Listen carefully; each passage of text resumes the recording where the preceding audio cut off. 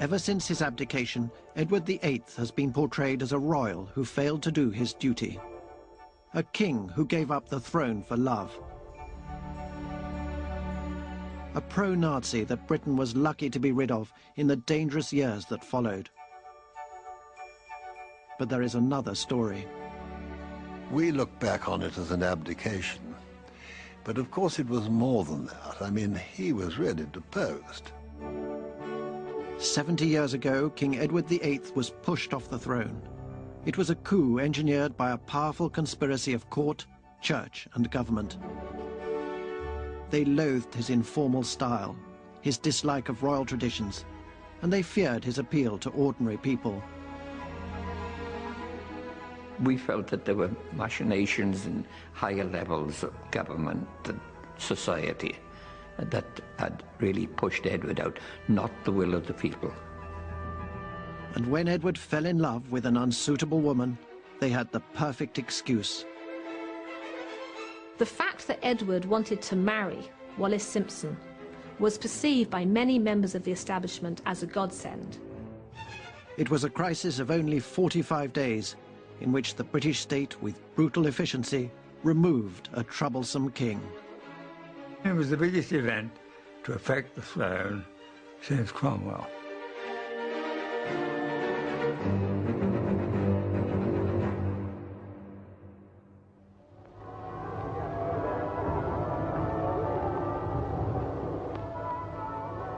London is hushed as the King of England walks behind his dead father, and the world takes leave of the man who was the symbol of all the might, majesty and power of the British Commonwealth of Nations. On a cold winter's day in January 1936, the body of King George V was taken from Westminster to be buried at Windsor. The mind of the 41-year-old King Edward VIII, as he followed the coffin, was in turmoil. He was madly in love. He hated the stuffy pomp and tradition of the old court, and he wanted change. And at last the journey is over, and the coffin is borne into St. George's Chapel, the place which of all others is most appropriate to the ideals King George represented in life. The old king, George V, had reigned for 25 years in stultifying boredom, collecting stamps and massacring pheasants. He was loved by his courtiers and government for his devotion to the unchanging traditions and duties of royalty. He never stepped out of line. Edward was different.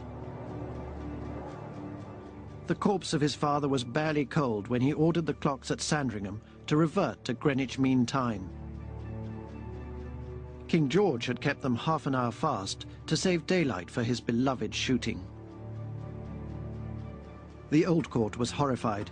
To them it was a symbolic act, a sign of potential revolution. The Archbishop of Canterbury lamented, "I wonder what other customs will be put back also." We can see Edward, I think, as very much exemplifying a spirit of the generation. He loved jazz. And he liked to wear American clothes. He didn't like to dress up with the same kind of formality. He flew. He was the first royal to fly. And he was so interested in new things that were happening. People saw Edward very much in that way, as exemplifying this new era.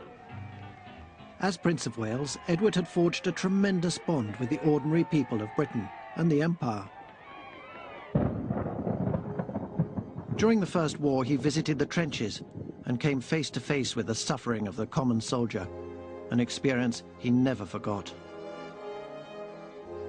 In the Great Depression, he identified with the poverty of veterans and the mass unemployed. With nearly a quarter of the population out of work, many in the national government feared civil unrest, but Edward spoke directly to the people. We felt that he was a modernizer, and we felt that he had a contact with the people. We believed in him. I think that is the best way to put it. We really did believe in him.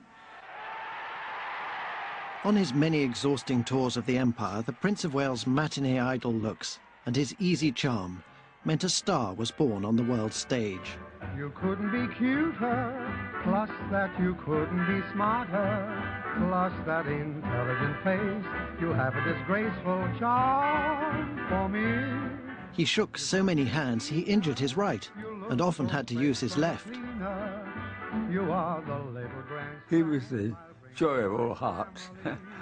It must have been very difficult to avoid being spoiled by this adulation that he got everywhere, you see, particularly from girls. And you couldn't be nicer, couldn't be better, couldn't be cuter, baby, than you are. I have been terrifyingly struck, again and again, by the resemblance between King Edward VIII and the late Princess of Wales.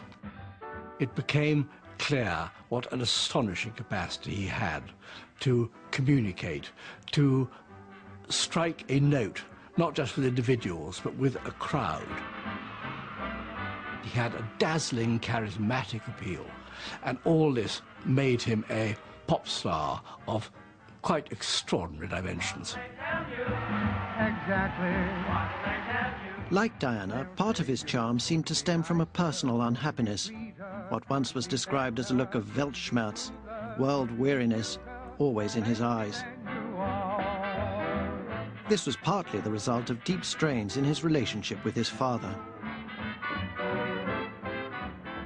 What to the Prince of Wales seemed agreeable informality, an attempt slightly to sort of humanize the monarchy, to King George V seemed most monstrous, almost treasonable behaviour.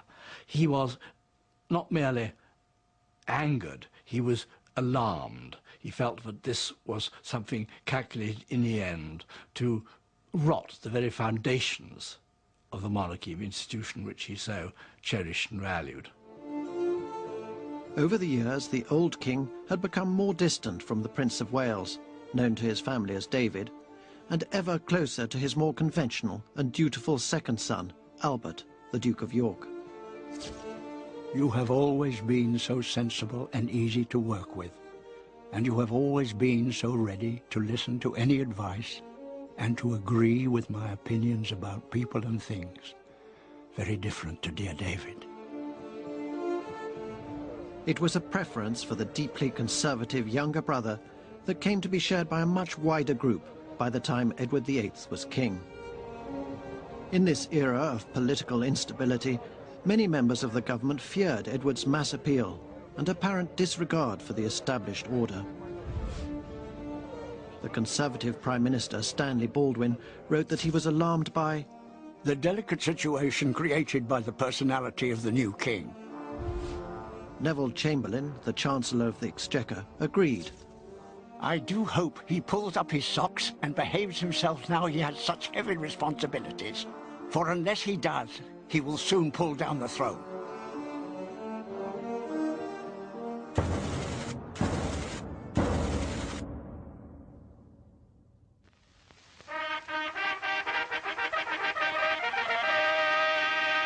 At St. James's Palace, the Garter King of Arms reads the proclamation.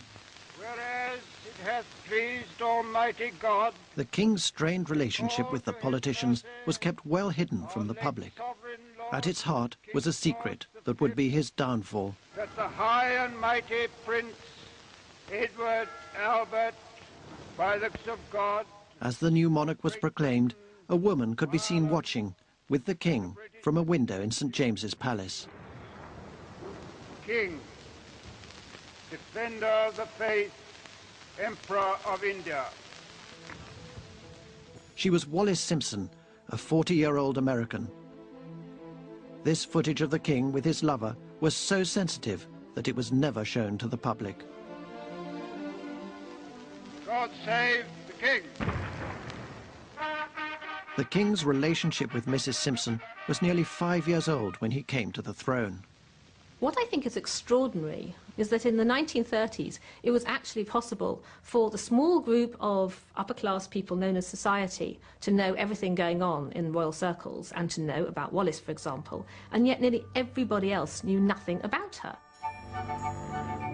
Those in the know were all too aware that Wallis was already once divorced and currently married to Ernest Simpson, a New York shipbroker. To the old guard, she was totally unsuitable. Wallis was not an aristocratic woman. She came from the wrong side of the tracks. She had grown up in Baltimore in a life of relative poverty. She knew what struggle was. And when she came to Britain and became acquainted with royal circles, she never pretended that she came from a different background. She treated the Prince of Wales with a indifference, with a casualness, almost a contempt, which was something he had never encountered before, and which he found exciting and stimulating and enormously attractive. Now I've found the right girl, oh what a girl, oh what a future, I'm in a well. If she disagreed with me, she never failed to advance her own views with vigor and spirit. That side of her enchanted me. My search is ended, bye-bye the past. She was quite managerial. I mean, she bossed him about. She had no hesitation in telling him what she thought he ought to do and what she wanted him to do. And he very seldom, that I can remember, kicked against the pricks. I've found the right girl, she's turned up at last. He was just besottedly in love for the first time in his life. I mean, he'd been in love before, but not like this. This was something different. It was different for Wallis, too. I only hope that I can make you feel I am always loving you, working for you and with you. I am your Wallis. The King's affair with Wallis Simpson took place in the London salons and the country house parties of the fashionable set. This hedonistic lifestyle, so scandalous to the older generation, was in part a reaction to the dark days of World War I. They did behave badly. They did take drugs. They did drink too much. They did fornicate. But all this, in a sense, was an expression of relief, grief, and other human emotions after what had been a really terrible war. In 1936, war was looming again, but the royal love affair was all that those in the know could talk of. Henry Chips Channon was a champion of Edward and Wallis, an American-born millionaire and a brilliant diarist of the crisis. She is a woman of charm, sense, balance, and great wit, with dignity and taste. She's always been an excellent influence on the king, who's loved her openly and honestly. MP Harold Nicholson was also a gifted diarist whose writings give a brilliant and more detached insight into the gathering storm. Mrs. Simpson is bejeweled, eyebrow-plucked, virtuous, and wise. She is clearly out to help him.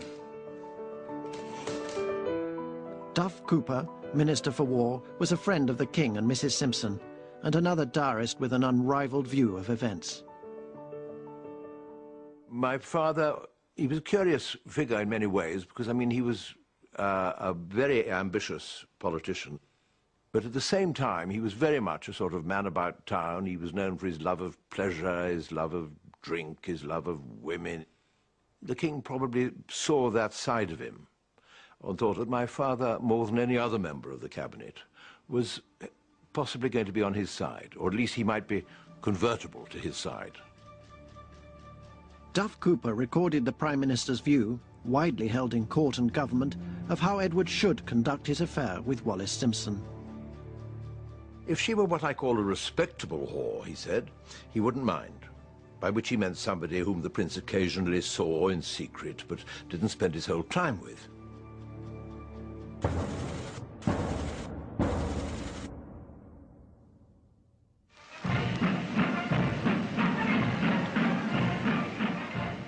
While the establishment railed in private against the new king and Wallis Simpson, Edward was as popular as ever with his subjects. Many happy returns of the day to His Majesty King Edward VIII on his 42nd birthday is the thought uppermost in the hearts of thousands crowding around Buckingham Palace, and echoed in the hearts of millions of others all over the world as the King rides down the Mall to the Horse Guards for the birthday parade. What Edward VIII hated most about what he always referred to as princing, appearing in public, playing the role, was the pomposity and the formality.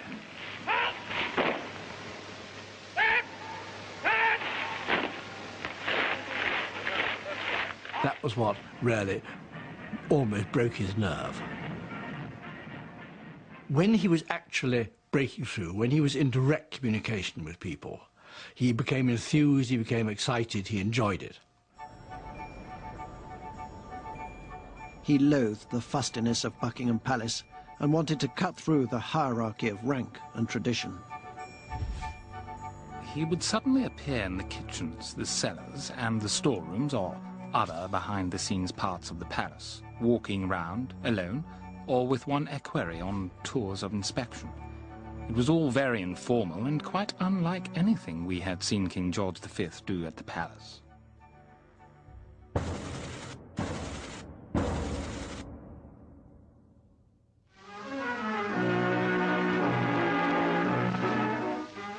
Buckingham Palace Garden, and out of the palace issue the privileged young ladies who are to be presented today at the first of the receptions which this year are to replace the formal courts.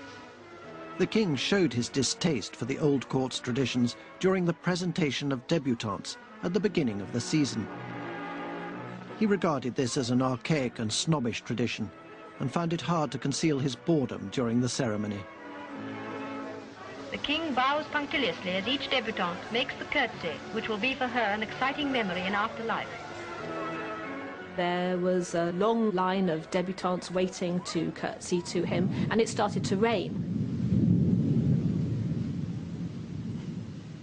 So then he said, well, let's just stop this then and regard them all as, having achieved what they've come to do. And of course, everyone was very upset about this. They felt he wasn't doing things properly. Only 6 months into his reign, and the king's behaviour had confirmed the old court's worst fears.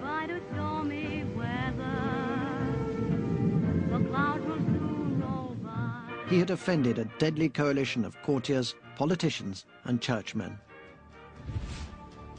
Chief among King Edward VIII's enemies was Cosmo Gordon Lang, the unctuous Archbishop of Canterbury, who wrote of the new king, "It was clear that he knows little, and I fear cares little about the church and its affairs.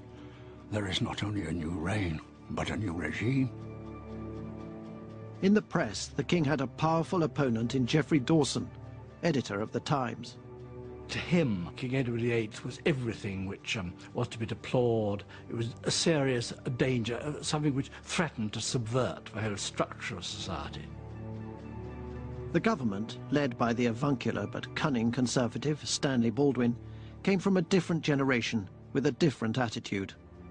They were the generation who had been in power, in fact, at the time of the First World War. And they had stayed in power because so many members of Edward's generation had been killed. So one has got this young man trapped among a cohort of stuffy elderly courtiers and stuffy elderly ministers. The elderly cohort latched on to Edward's love for Wallis Simpson. This scandalous affair became the focus of a campaign to be rid of him. Such was their suspicion of the monarch that Special Branch was ordered to spy on the couple.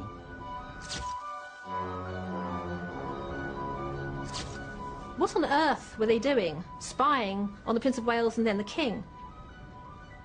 There's nothing in those records actually to show why, but we do have the reports that were filed. The conversation showed they were on very affectionate terms and addressed each other as darling. A number of purchases were made and orders given for the goods to be sent to York House and marked Fort Belvedere. The opinion of the dealer expressed after his distinguished client had left was that the lady seemed to have the Prince of Wales completely under her thumb. It is remarkable that Edward, both as Prince of Wales and then as King, was being trailed by a special branch operative.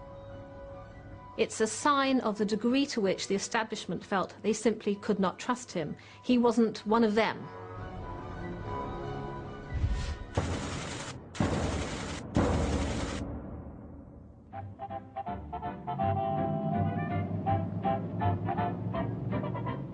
In the summer of 1936, Wallis and Edward chartered a yacht, the Narlin, to cruise the Mediterranean. The diarist Duff Cooper filmed this remarkable unseen footage. Take me where the songbirds thrill you with sweet refrains. We'll make hay while the sun shines. We'll make love when it rains. The Narlin was the time when I saw them at their most relaxed and happiest. There was a lot of swimming. There's no doubt he thoroughly enjoyed himself, and so did she. Take me where the daisies cover the country lanes. We'll make hay while the sun shines. We'll make love when it rains.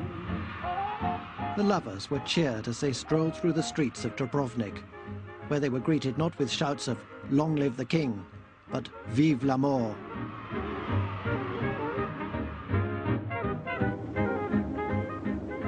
Wallis was fun.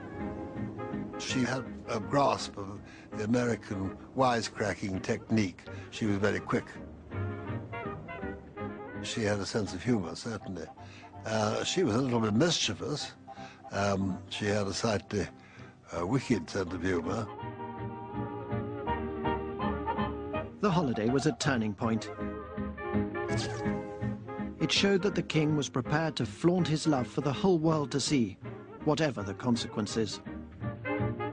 My parents did enjoy it, but at the same time, knowing this Mrs. Simpson thing was hanging over the whole thing, you know, I'm sure they didn't show it, but it must actually have cast a little bit of a cloud over everything. I think my father was desperately worried. A head-on collision between the king and the establishment was now inevitable. The question was when. The world's press widely reported the open romance during the Narlin cruise. But in an act of unparalleled self-censorship, nothing appeared in British newspapers. While the masses were ignorant, a tiny upper-class minority was agog. Though nothing about Mrs. Simpson appears in the English papers, her name seems never to be off people's lips. For those who enjoy gossip, she is a particular treat. The sound of her name implies secrecy, royalty, and being in the know.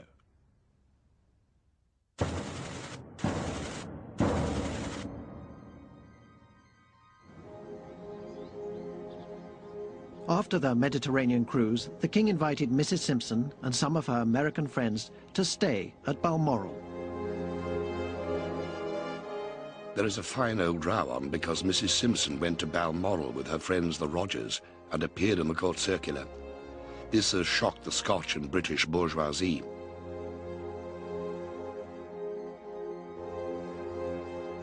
Edward sparked further outrage when he chose to be with Mrs. Simpson over opening a hospital.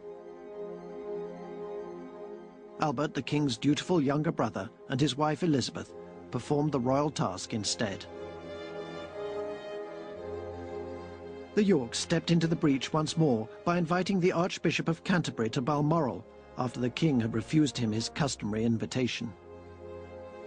Edward perceived that as a threat to him and an undermining of the decisions he was making as king, that in a sense they were setting up a rival court, a court that mimicked the one that had been held by King George V.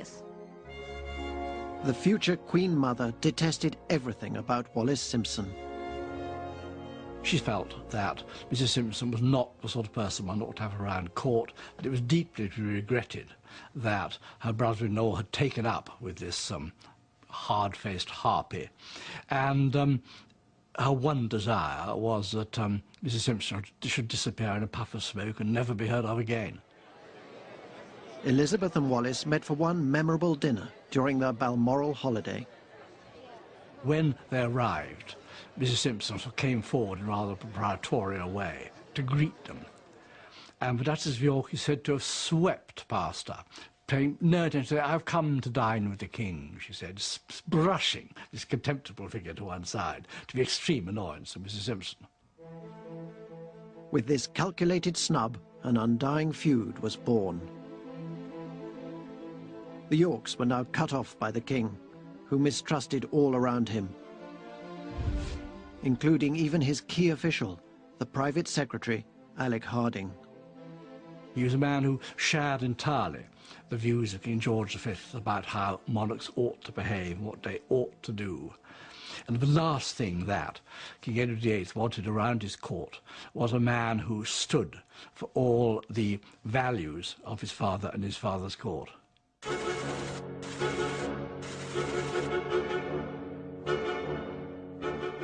Alec Harding now visited the Duke of York behind Edward's back to warn him the situation was so grave it could end with the removal of the King and his taking over. After the meeting, the Duke wrote that he would be a willing substitute. "If the worst happens and I have to take over, you can be assured that I will do my best to clear up the inevitable mess, if the whole fabric does not crumble under the shock and strain of it all." 5 days later, an obscure legal notice ignited the crisis. Wallis Simpson filed for divorce from her husband, Ernest, opening the way for her to marry the King, and if nothing was done, to become the Queen.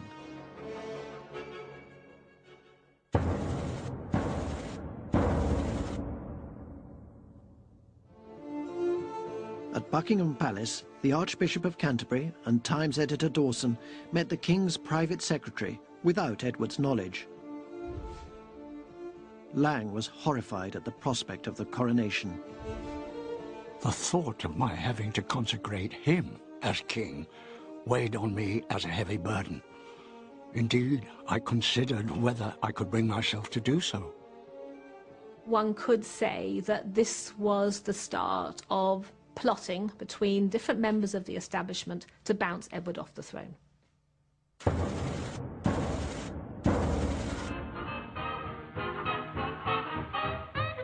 At Ipswich Assizes, to avoid unwanted attention, Wallis Simpson's case was heard and her divorce granted. A brief notice was buried in the press. But in the United States, the American press was going to town on the story. Yes, yes, my baby said yes, yes. I'm glad she said yes, yes, instead of no, no. So too was high society in London.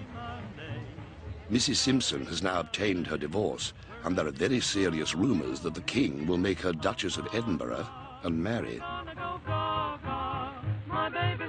In the highest court circles, there is great consternation.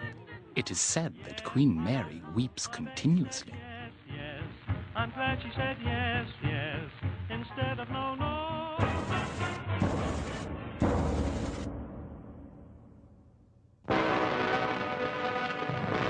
18 years after the last shot was fired and peace mercifully descended upon war-wracked Europe, Britain's Armistice Day tribute is led for the first time by her new King, Edward VIII.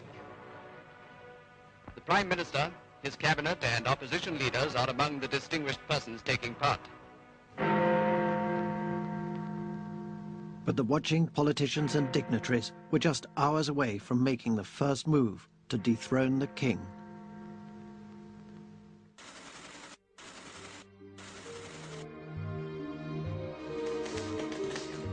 Edward's private secretary now wrote a letter addressed to the King.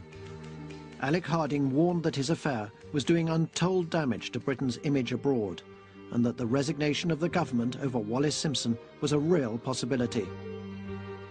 Mrs. Simpson, he wrote, must leave the country.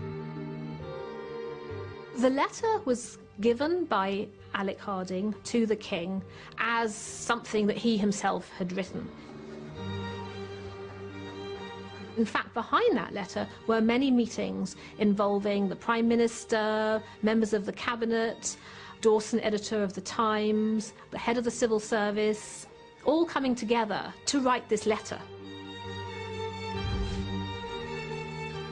After a day inspecting the home fleet, the king returned to his retreat, Fort Belvedere, to discover the letter. He was appalled at the disloyalty of his private secretary and was immediately suspicious. He later wrote, "How was I to construe this? A warning? An ultimatum? Who could have told Alec Harding all this but the Prime Minister? What was Mr. Baldwin's purpose? There was little sleep for me that night. It was the crisis of a king." There is no doubt it was plotting behind the king's back. It was a conspiracy, if you like. He had no idea of the level of involvement from all these different and very powerful interest groups. And so here was the king, one of the most important person in the country, getting a letter from his private secretary that had actually been crafted by all these different men who were at the highest levels of power, and not actually telling Edward what was going on. I mean, really, the thing was a lie. It was a cover-up.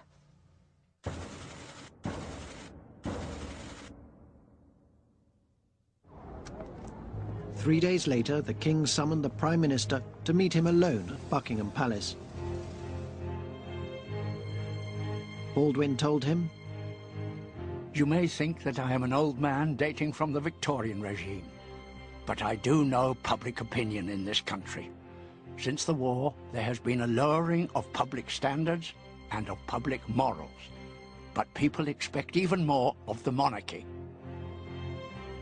When Stanley Baldwin spoke about public opinion, I think he was speaking about the world of society, where the people who counted were not the masses of the people, but rather the small group of people who had influence and were powerful. But Edward insisted that he had the right to marry the woman of his choice. If the government opposed him, he would go. The king had played straight into Baldwin's hands. Far from being upset by the threat, Baldwin was delighted, as he told Ramsay MacDonald. 7:30, met PM, ebullient. He said the king was determined to marry Mrs. S. and was prepared to abdicate. Nice kettle of fish.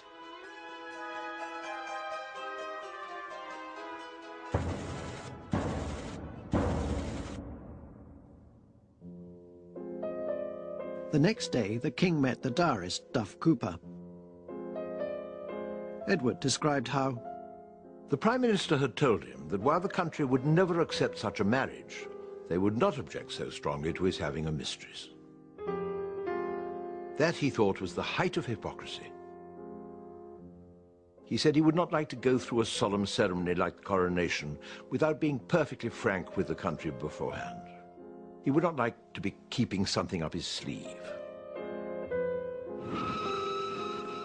In the evening, the king took the royal train from Paddington for a tour of the impoverished coalfields of South Wales.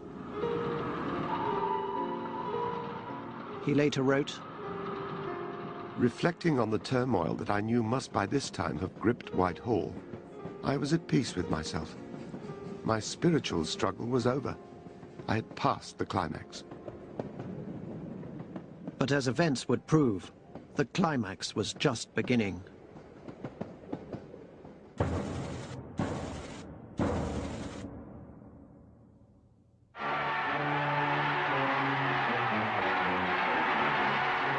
Bringing the whole problem of the repressed areas out of the shadows into the floodlight of world attention, His Majesty's visit to South Wales is not only a promise of new life, but a gesture of sympathy with men and women who for years have borne bravely the misery and sufferings of unemployment, who have had to watch helpless while their homes and their towns fell into ruin and decay.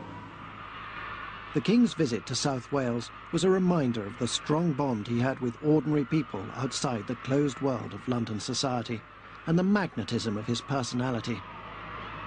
He was young, dynamic, modernizer, and good-looking. He was a personality. I don't think he So it wasn't a package personality as you get nowadays, but it had the same effect as a package personality. Many thousands cheered the king as he arrived at Merthyr Tydfil in the Rhondda Valley, but the purpose of his tour was deadly serious, not triumphal. When he visited Merthyr, people lined the streets, but more than that, when he passed, they rushed then to the next place to see him. It's unbelievable the way it happened. It's similar to pop stars of today who are mobbed, basically. It was as if the Beatles had arrived in the town. But beneath all this, His Majesty saw the disillusion and suffering wrought by long workless years. The letters he received after the visit are a vivid testimony to his ability to reach out to the suffering of working-class people. By your stooping to us, you have gained what no other king has ever had, the deepest love and trust of his people. We, down here in Wales, are grateful. We like you for the concern you have for the welfare of the poorest and most unfortunate of your subjects. No other king has gone among them as you have done. Of this terribly afflicted area, the town of Dallas is the blackest spot of all. Not a single workman has toiled in its steelworks, which employed 9,000 since 1928. More than 2,000 people were waiting for him at Dallas.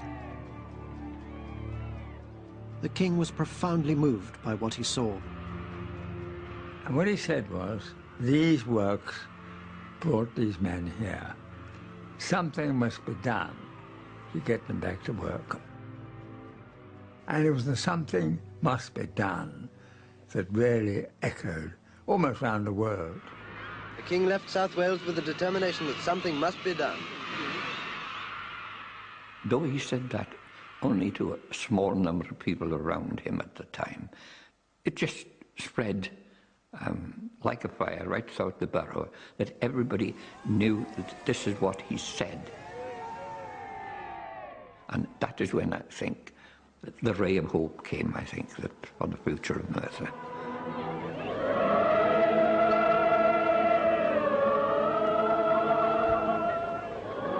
South Wales welcomed King Edward as the only man in Britain to whom this distressed area problem is not a matter of vote-catching and politics. But others did not think so. For Edward's enemies, this was an unwarranted intrusion into politics. It was not simply that Edward said something must be done and appeared in this way to be criticising the government's failure to do anything. It was also the fact that he was so popular and people all over the country really cared what he said and what he thought about. And if he said that something must be done, then clearly something must be done. His visit has cheered them as nothing else could. And as he leaves, there's a newfound faith that some solution will be found. Geoffrey Dawson, the Times editor and the King's enemy, wrote in his diary that the King's intervention was monstrous. In a Times leader, he warned against a constitutionally dangerous proceeding and would threaten, if continued, to entangle the throne in politics. Ramsay MacDonald wrote in his diary, "These escapades should be limited. They are an invasion into the field of politics and should be watched constitutionally." The King's successful visit was a watershed in the crisis. To his enemies, it confirmed him as a dangerous liability, a man who could rouse the masses in a socialist heartland. But Edward's popularity during the tour convinced him not only that he had every right to remain king and marry his love, but that he should do so for the sake of his country. Meanwhile, Winston Churchill, for years a loyal supporter, became his parliamentary champion. My father's friendship with Edward VIII went back a long way to before the First World War. My father was a very loyal person, and all his feelings of warmth for the Prince of Wales and then the King were ones of spontaneous loyalty and affection. Winston Churchill suggested a morganatic marriage as the solution, meaning that Wallis Simpson would marry the king but not be queen. There was uproar at Westminster when MPs learnt of the plan. A bombshell. Leslie Hoare Belisha thinks the Conservatives will resign and that Winston Churchill will create a new party and rule the country. I can think of nothing else but the changes and terrors ahead. The country divided, mental civil war going on, and schism in the royal family. The battle for the throne has begun.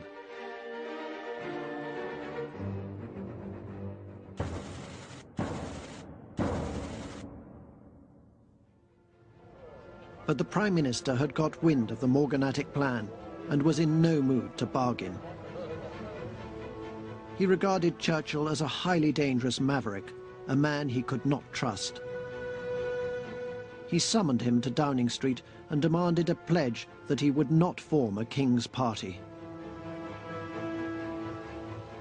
My father thought Baldwin was pretty determined to have the king out. His role was in the support, the personal support and sympathy he was able to give the king, who he felt was being pushed into a corner.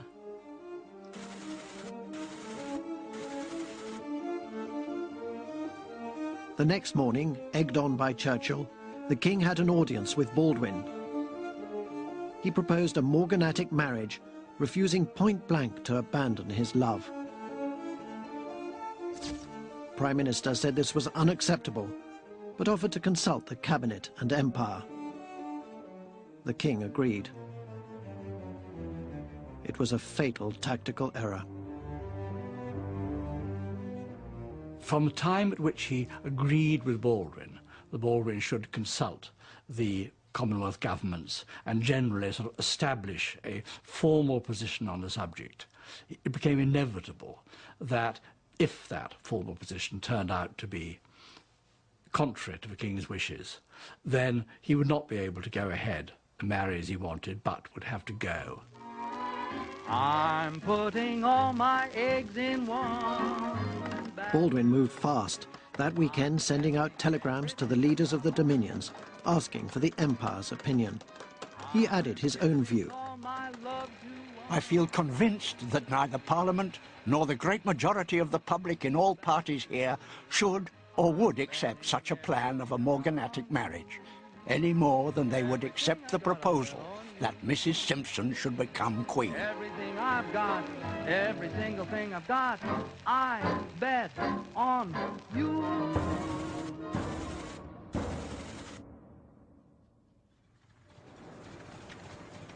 Four days later, Baldwin drove to Fort Belvedere and told the king that the empire was unanimous in its opposition to the morganatic marriage. But he was not telling the full truth, as we can reveal. Far from being unanimous, the five dominions were divided. Ireland and Canada sat on the fence, while cabinet minutes show clearly that New Zealand's Prime Minister actually supported the morganatic marriage to keep the king. This was carefully doctored by the cabinet secretary. It was a very passionate plea for something to make sure that Edward could stay on the throne, and that was literally crossed out on the page. Baldwin was absolutely determined that his view should prevail. Still, not a word of the crisis had yet appeared in the British press, despite the intense political activity. But now a sermon by the Bishop of Bradford, criticising the king's commitment to religious duty, was to change everything. The Bishop of Bradford was the trigger. He was, in a sense, the fuse in the bomb. He literally spoke, and bang.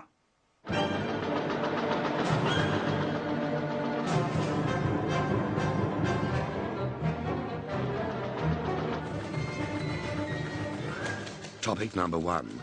Bishop Blunt of Bradford made a speech accusing the king of not being worthy of his own coronation service. This leads to a blowing of the whole gaff.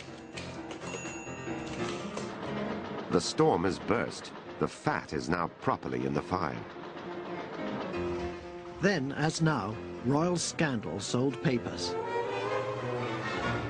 As I drove round to the station, an issue of the afternoon paper had just appeared, and there was not a man or woman in the street who was not either carrying a copy or trying to buy one. The newspapers had kept all the pictures ready for months. While the respectable broadsheets were against him, the mass circulation press backed the king and his love. On the one hand, the Tory press, the Times, the Telegraph and the Morning Post were so powerful, and yet the readership amounted to about 80,000. The other press, the Express newspapers, the Mail newspapers and so on, had a readership of about 9 million. And these were the papers that were read by the majority of the people of Britain at the time, and these newspapers supported Edward. The general public sent in letters by the thousand. 90% were reckoned to be pro-king. In the first few days alone, more than 5,000 letters poured in. Please do not abdicate, as we poorer class people will lose a would-be great and loyal king. If Mrs. Simpson is good enough for His Majesty, we want her. Stick to your guns. God save us from the long-faced Duke of York, who would, I'm sure, be the best of good boys. Please, I beg of you, to remain our king. And please remember, there is not one who could fill your place in the hearts of the people.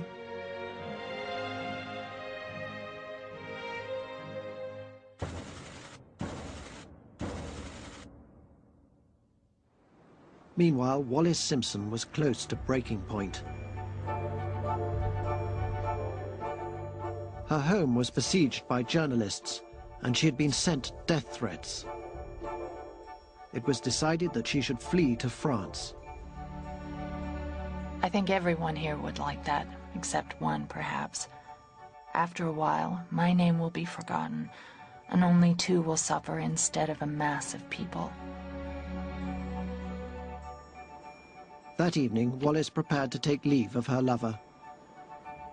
The king reached across for one last touch of her hand. There were tears in his eyes, and his voice was shaking. Wherever you reach tonight, no matter what time, telephone me. Bless you, my darling.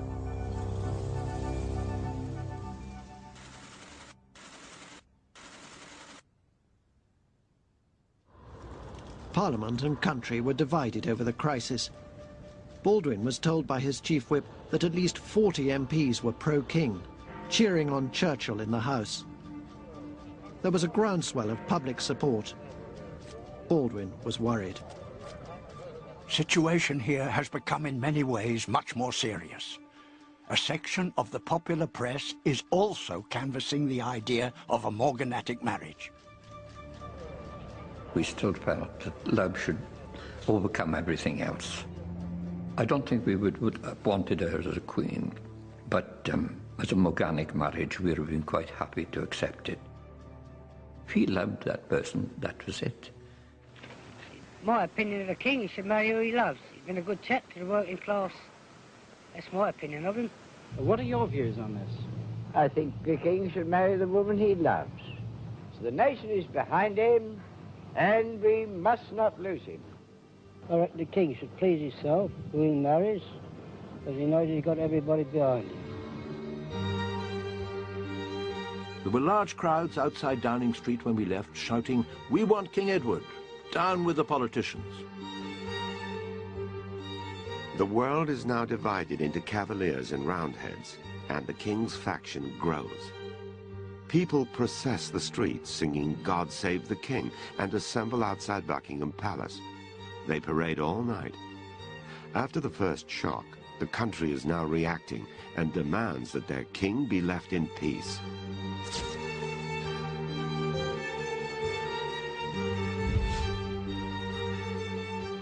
Wallis Simpson arrived at her hideaway in Cannes, where she was quickly discovered by the paparazzi.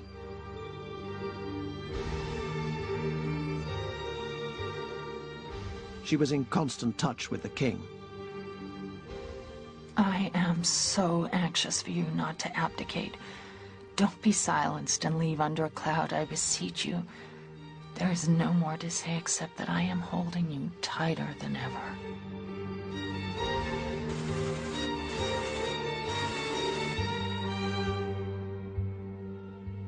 Despite Wallis's entreaties, the king, mindful of his constitutional position, had lost the will to fight. Over the weekend at the fort, he pondered his future. In the end, the decision I reached was to put out of mind all thought of challenging the Prime Minister. A civil war is the worst of all wars. Its passions soar highest, its hatreds last longest, and a civil war is not less a war when it is fought in words and not blood.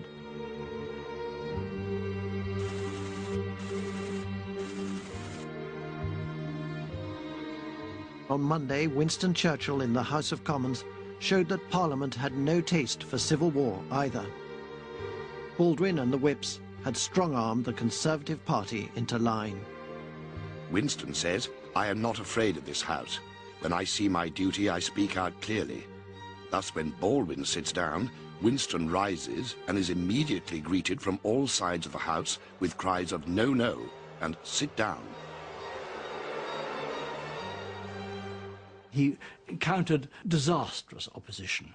He was jeered at, he was booed. He had met with more hostility than I think probably he ever had encountered in the House of Commons before, or still more afterwards. And it was, for him, a shattering experience. He was quite astonished at the violence of the put-down he'd received in the House of Commons. But he was depressed after.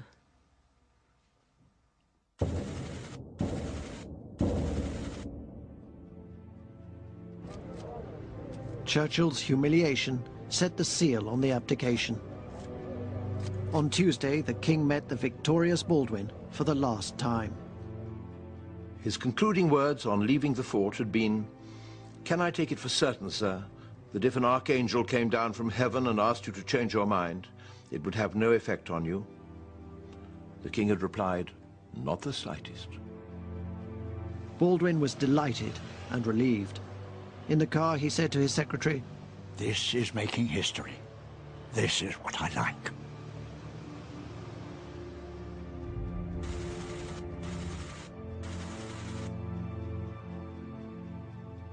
At 10 o'clock the next morning, the king signed the instrument of abdication, renouncing forever all claim to the throne. He had been king for 326 days. The public had been aware of the crisis for little more than a week. Behind the scenes, the government, court and church had conspired in secret to remove a king they considered unsuitable. It was a clear demonstration of where power lies in Britain. Not with the people and their popular king, but with the establishment. The diarist, Chips Channon, witnessed Baldwin's announcement to the House. At last he went to the bar. At the words, "Renounce the throne," there were stifled sobs in the House. Winston Churchill sat doubled up throughout the speech. The chamber has witnessed yet again a scene that will always live in history. For Baldwin, the abdication was his greatest triumph. But for the royal family, it was a double tragedy.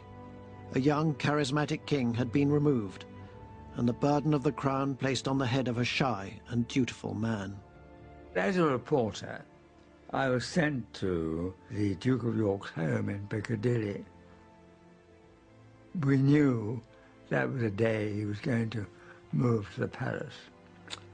And I did see him and the Queen emerge from their home. And there was something in his face that has lasted. It was a portrait you never forget. I can best describe it as the look of a soldier going into battle. Very set.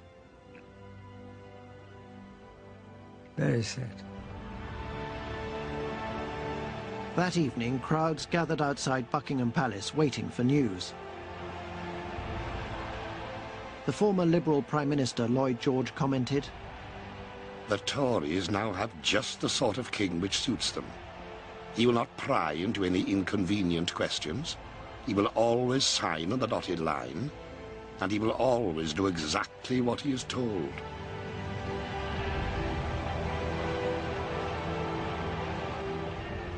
Before he left Britain and began his exile, the former king, now Duke of Windsor, made a final broadcast. I have found it impossible to carry the heavy burden of responsibility and to discharge my duties as king as I would wish to do without the help and support of the woman I love. When I heard the abdication speech, I felt so bitter against the establishment. But as far as Baldwin is concerned, I thought that he was a traitor, and I think at the time, I felt that he should have been shot, perhaps, because I felt then he'd done so much harm to the country, and more specifically, that he had eliminated any hope that we'd had in Merthyr of something being done, as Edward had promised us. I now quit altogether public affairs, and I lay down my burden. God bless you all. God save the King. I wept, and I murmured a prayer for he who had once been King Edward VIII.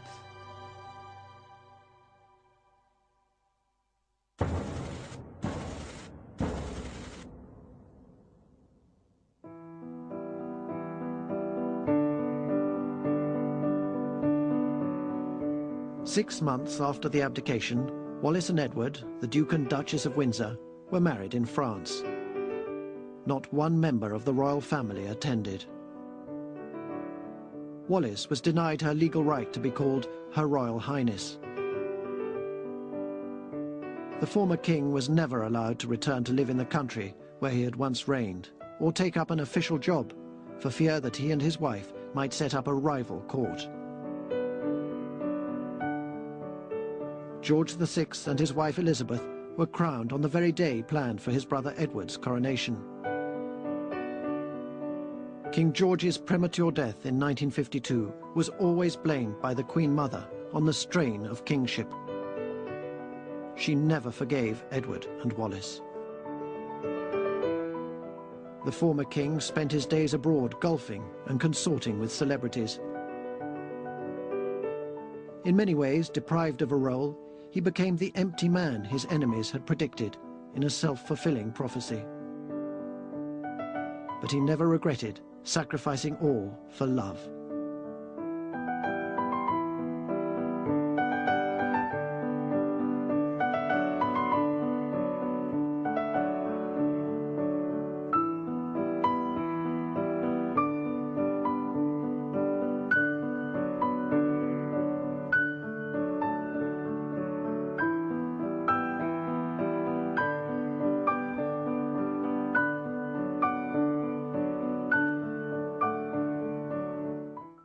Sun, sea and sangria next tonight on BBC4 as we take a great British foreign holiday.